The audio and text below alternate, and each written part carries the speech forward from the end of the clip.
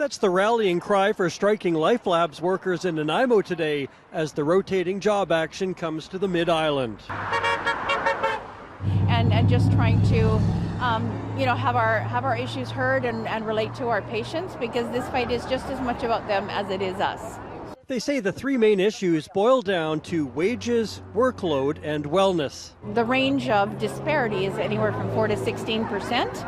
And you use myself as an example. I'm a medical laboratory technologist, and I have been for close to 40 years. And I'm 12.5% behind employees that do the same work as I do in the hospital.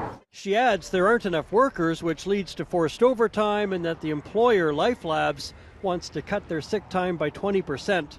However, the issue overshadowing all of this is the American ownership of LifeLabs after the Fortune 500 company Quest Diagnostics of New Jersey purchased LifeLabs for $1.35 billion last summer. When Quest took over in July, end of July, August time, we saw the bargaining process grind to a halt almost. It was the change in engagement. It was poor before, but it got worse. We heard what David Eby had to say yesterday about canceling contracts with American companies, and we're calling on him to look at the contract with Quest and their ownership of LifeLabs and support the workers here in Canada.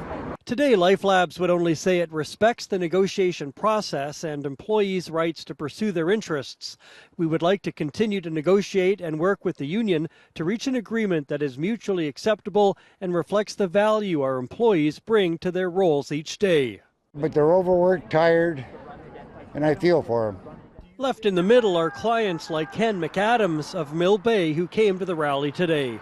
You know, they're lifesavers at times. You know, they do EKGs. People think they just sample blood. They do all kinds of tests. And they can save a patient. It's amazing.